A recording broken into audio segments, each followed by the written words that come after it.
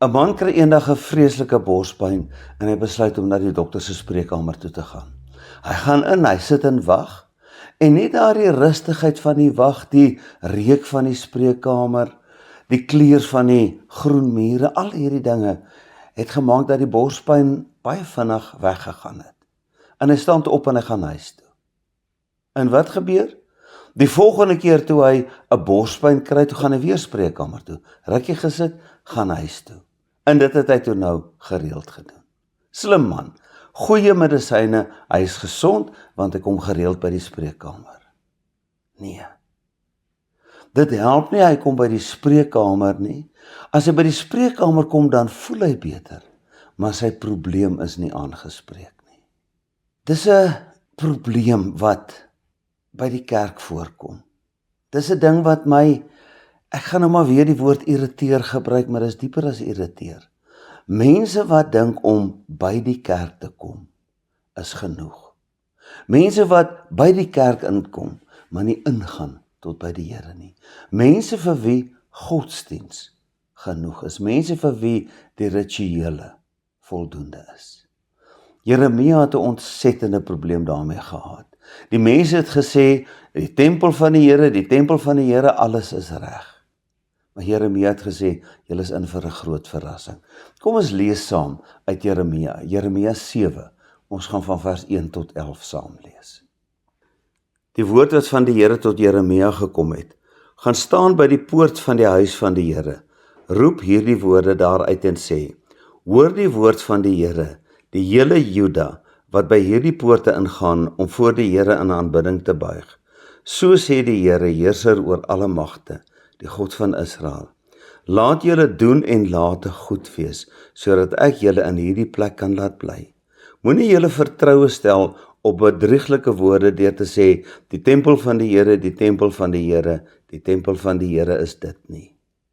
As julle werklik julle doen en late goed maak, as julle werklik die reg handhaaf onder mekaar, vreemdelinge, vaderloses en weduwees nie verdruk nie, nie onskuldige bloed vergiet op hierdie plek nie, en nie agter ander gode aanloop tot onheil vir julle self nie, dan sal ek julle in hierdie plek laat bly, in die land wat ek vir julle voorouers gegee het, van altyd af en vir altyd.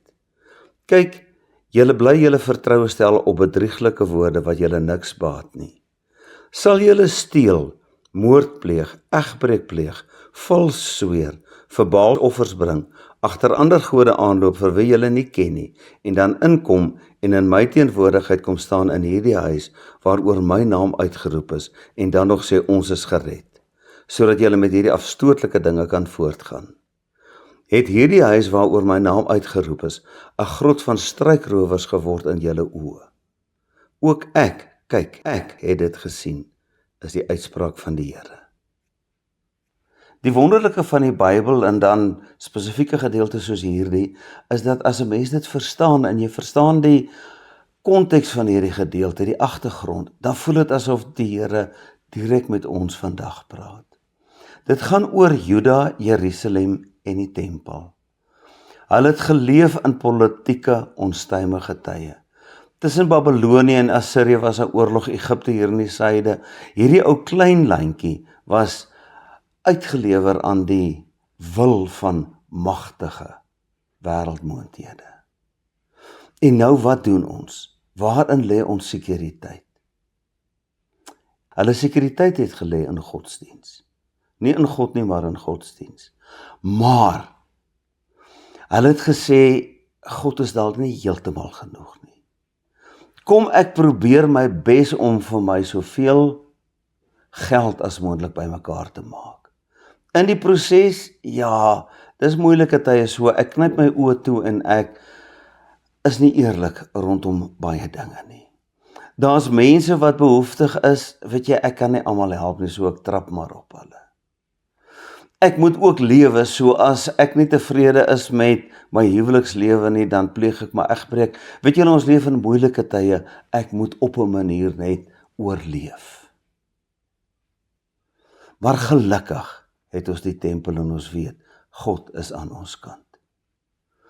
Jeremia sê in opdrag van die Here, ek wil met julle praat, julle het nie 'n idee waaroor dit gaan nie. Julle verstaan nie wat besig is om te gebeur nie. Julle stel julle vertroue in die tempel. En dit maak sin.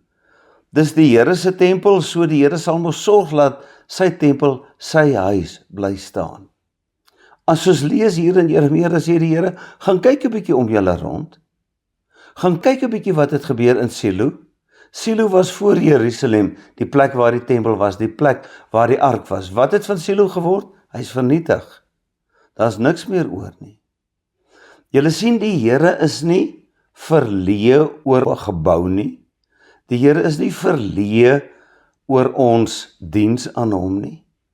Die Here gee die geboue, die Here gee die diens, die godsdiens, die lofsang, die aanbidding, die prediking, die gebede. Hy gee dit vir ons, nie omdat hy 'n behoefte daaraan het nie, maar omdat ons die behoefte het om werklik waardeur hierdie goed in verbinding met hom te bly.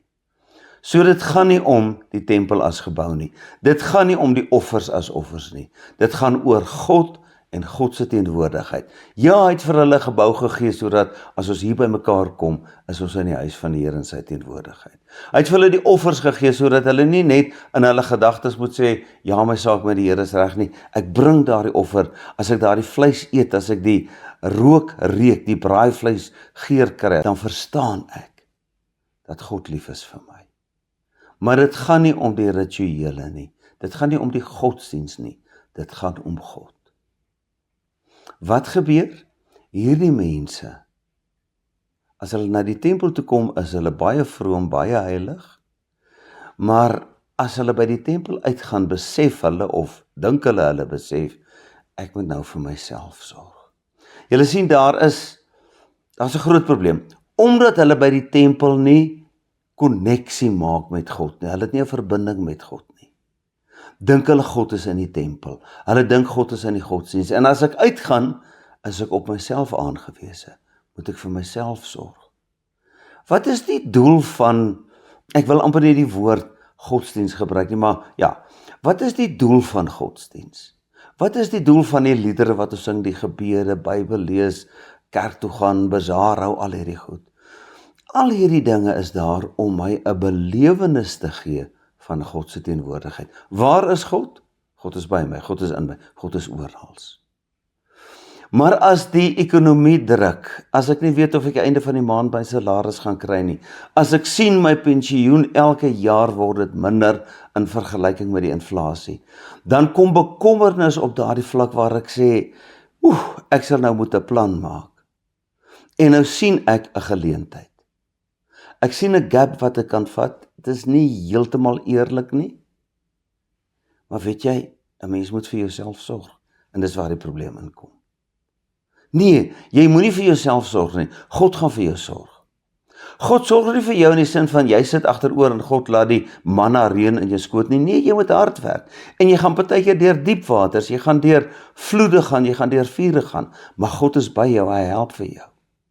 Die probleem kom wanneer ek nie genoeg in verbinding met God is dat ek hom ten volle kan vertrou nie. Dis dan wanneer ek sê ek moet nou my eie ding doen. En wat is die probleem daarmee? Vir my ten diepste is die probleem dat jy vir God so klein maak, dat jy dink God kan jou nie help nie.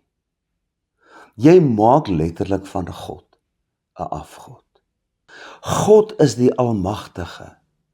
Elke druppeltjie reënwater behoort aan die Here. Elke stukkie goud op aarde behoort aan die Here. Elke sent, elke koringkorrel, die aarde en die volle daarvan behoort aan die Here. En as ek met hom in 'n verhouding is, as ek hom kan noem my vriend, my Vader, hoe kan ek dan uit vrees dat my planne nie sal werk nie, dinge doen wat direk teen sy wil is? Kyk net wat noem Jeremia hierop. Julle steel, moor, pleeg egbreek, sweer vals, verbrand offers vir Baal en loop agter ander gode aan gode wat julle nie geken het nie. En dan, dis waar die Here regtig waar dit verloor, waar hy woedend word. En dan kom julle in my teenwoordigheid in hierdie huis waaroor my naam genoem is en sê, ons is gered. Luister na wat hier gebeur. Hierdie mense doen verkeerde goed. En dan kom hulle na die tempel toe en sê, ons is gered, ons is op 'n goeie plek, en dan gaan hulle uit en hulle gaan aan met hierdie dinge. Wat is die probleem? Hulle het in die tempel 'n vals sekuriteit. Hulle sê, solank die tempel hier is, kyk, ons weet nie of God vir my sal kan sorg in my besigheid, in my huwelik, in my verhoudings, in my alledaagse lewe nie, maar ek weet ten minste, solank die tempel hier is, sal God sorg vir die tempel. Hy sal sorg dat ons tempel behoue bly, en daarom sal hy sorg dat ons stad en ons volk, ja, dit sal met ons goed gaan, God sal sorg vir ons. 'n valse vertroue, maar meer nog, 'n valse regverdigheid. Ek gee mos nou my bydrae vir die kerk. So die feit dat ek hier en daar oneerlik is, ja nee, die Here is man te bly dat ek my geld vir die kerk gee. Ek kom af en toe kerk toe, so as ek dan nou by my buurman se vrou of by 'n bordeel verbyloop, of by 'n drinkplek, of by wat ook al, maar ek gaan daarom kerk toe so, die Here kan maar net tevrede wees, ek kan bly wees, ek dien hom daarom.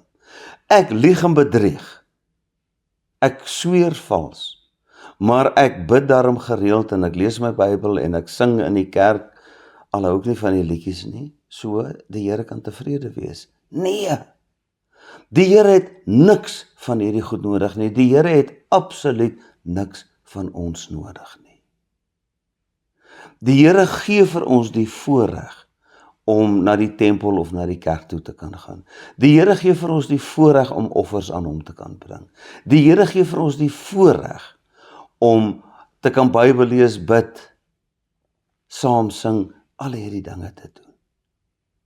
En hierdie dinge, as dit 'n uitdrukking is van my verhouding met die Here, is dit ongelooflik. Want wat dan gaan gebeur is, ek gaan so bewus wees van God se teenwoordigheid, so vervul met die Heilige Gees, so bewus van wat 'n vriend ek in Jesus het, dat ek by daardie kerkdeur gaan uitstap en my hele lewe gaan anders lyk. My lewe gaan heilig wees, my lewe gaan besonders wees, omdat ek lewe in 'n vol vertroue op die Here. Ek lewe in die wete dat elke dag, elke daad van my moet weerspieël die groot gebod, liefde vir God, liefde vir my naaste. Valse vertroue, dis 'n groot gevaar, want mense glo dit regtig.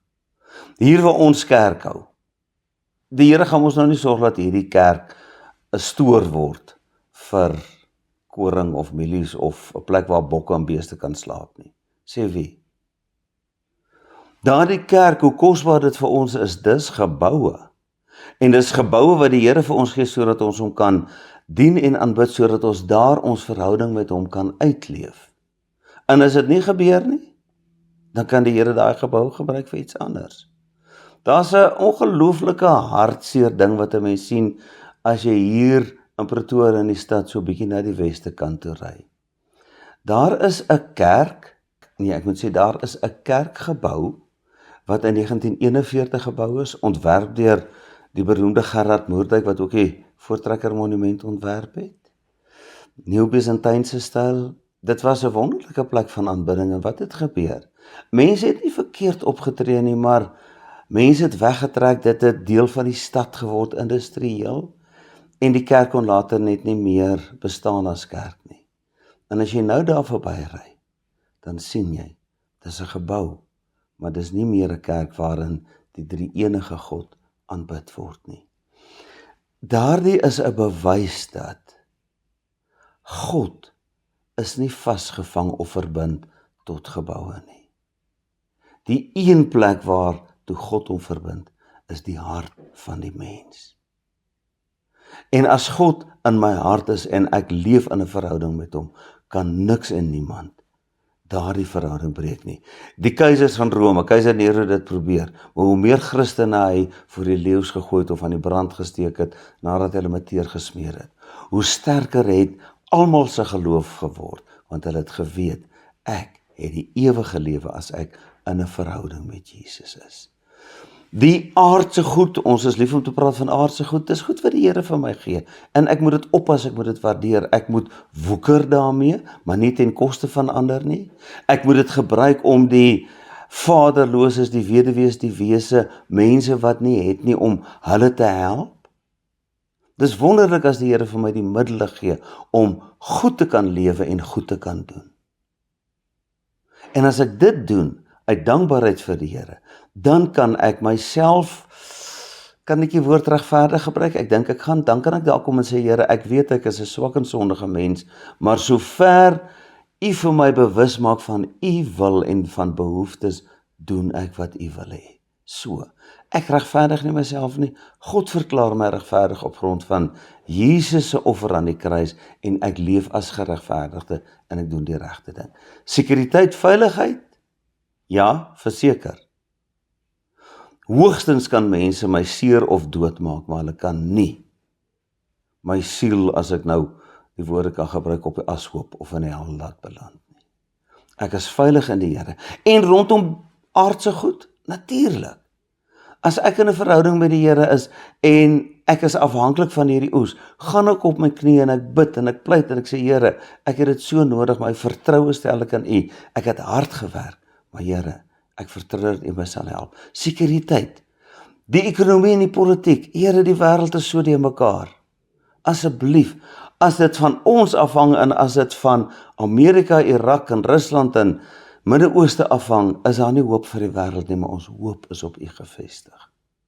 Wat het die mense in Jeremia se tyd gedoen? Hulle het gesê, die Here se tempel, die Here se tempel, die Here se tempel is hier, ons is veilig. Wat het gebeur? Nebukadneser het gekom, hy het die stad vernietig, hy het die tempel vernietig, hy het al die kosbare goed in die tempel gesteel, Babylonië toegevat, en nog die klomp mense in ballingskap gevat. En die wat agtergebly het, was nog slegter af as die in ballingskap. Daar het niks oorgebly van hierdie mense se vals vertroue nie, want saam met hierdie vals vertroue het hierdie vals selfregverdiging gegaan. Ek weet ek doen verkeerde dinge, maar 'n mens is maar net 'n mens, maar 'n mens moet ook oorleef. Nee. Dit help nie ek gaan kerk toe, dit help nie ek dra die naam Christen, dit help nie ek verkondig vir mense, ek is 'n lidmaat van die kerk, ek gaan Sondag kerk toe, ek lees my Bybel, ek doen al die godsdienstige dinge. Maar dit alles vloei nie vanuit 'n verhouding met die Here nie. Ek moet daardie dinge doen. Maar ek doen nie daardie dinge sodat ek 'n valse sekuriteit en 'n valse regverdiging vir my dade kry nie. Ek doen daardie dinge omdat ek in 'n verhouding met die Here is. Ek gaan kerk toe want daar kan ek saam met ander mense die Here dien. En as ek nie kerk toe kan gaan nie, dis ongelooflik, as ek nou na hierdie preek luister ek dit saam met mense oor die hele wêreld. Nie baie nie, maar 'n klompie mense genoeg, sodat ek kan sê, ek deel met mense, ek deel in die gemeenskap van die heiliges. Om God te dien is wonderlik. Dis ongelooflik, want die almagtige skepper van die hemel en die aarde het in Jesus Christus my Vader geword. Maar dan moet ek hom dien vir wie hy is, nie vir wie ek van hom wil maak nie. Ek praat van goed wat my irriteer. Ek dink die woord wat ek moet gebruik is, ek het 'n heilige hartseer. Geïrriteerde heilige hartseer vir mense wat God probeer gebruik, misbruik en daardeur vir God klein maak, en wat hulle nie kan oorgee en verlustig in die grootheid van God nie. Mense wat vir God gebruik om 'n vals gesag aan hulle self toe te eien. Mense wat vals woorde oor God sê. Mense wat vals verklaringe maak. Mense wat vir God klein maak sodat hulle hom kan beheer, sodat hulle die Here kan gebruik om te sê wat hulle wil sê. En dan boonop sit met 'n valse gerusheid en 'n valse selfregverdiging. Dit help nie ek is soos hierdie man wat by die dokter se spreekkamer kom en nie ingaan om die dokter te gaan sien nie. Die spreekkamer is nie 'n doel op sy eie nie. Die spreekkamer is die plek waar ek die dokter kan sien, sodat die dokter my kan gesond maak. Die kerk wat ons het, godsdiens, is nie 'n doel op sigself nie. Godsdiens, die kerk is daar sodat dit my kan help om by 'n ontmoeting met God te kom, om God se grootheid, God se almag, God se genade te kan ervaar. God is daar. Ek moet net met my eie sondige lewe breek. Ek moet ophou om God te probeer omvorm sodat hy by my pas. Ek het die voorreg om te kan inpas by God wat sy wil vir ons geopenbaar het. Mag ons God se heerlike teenwoordigheid beleef en mag ons leef in sy teenwoordigheid. Amen. Here, die mense het hulle vertroue gestel op die tempel en U was bereid om dit te laat vernietig. Help vir my om ook my geesteshuis nie op sand te bou nie, nie op onstandvastige dinge nie, maar op U en U woorde. Help vir my om te luister, Here, help vir my om te lewe soos U dit wil hê. Amen.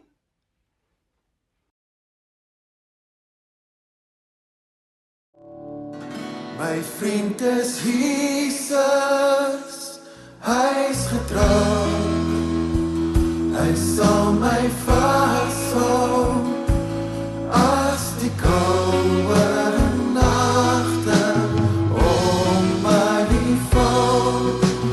Jesus, ek bely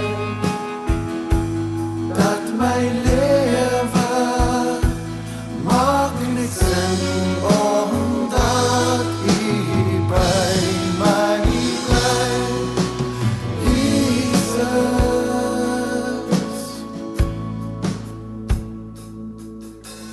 wat 'n vriend het ons in Jesus, hy wat in ons plek kom staan.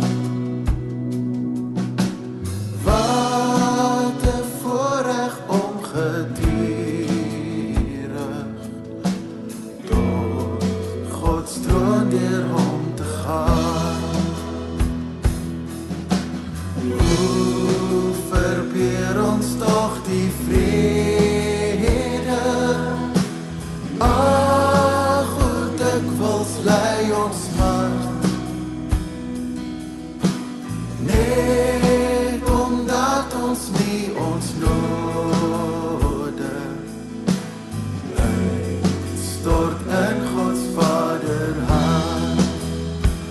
My vriend is Jesus, hy's getrou, hy sal my vashou, as die koue nagte om my val. Jesus, ek bely dat my lewe maak nie sin omdat U by my bly. Jesus,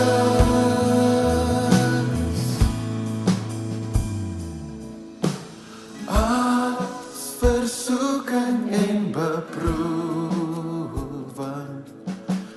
of as kwelling ons bedreig, laat ons nooit mismoedig word nie.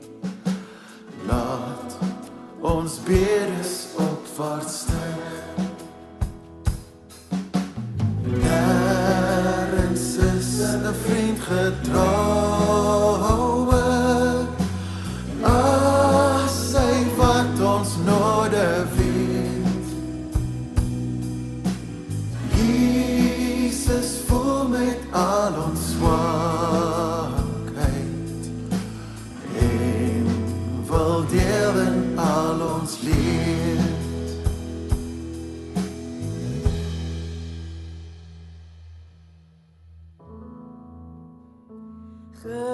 Genade onbeskryflik groot, het U aan my bewys.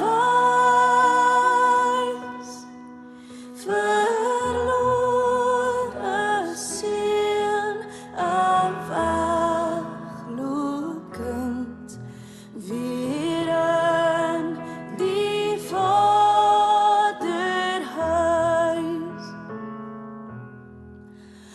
maar U sien ver, oneindig ver. U sien my hongerdors, nog voordat ek kon skuld bely, druk U my aan die bors. Genade onbeskryflik groot, daar's fees, ek is weer tuis. U seën bring my verlore mens weer in die Vaderhuis. My vriend is Jesus, hy's getrou, hy sal my vashou, as die koue nagte om my val. Jesus, ek bely, dat my lewe maak net sin, omdat U by my bly, Jesus.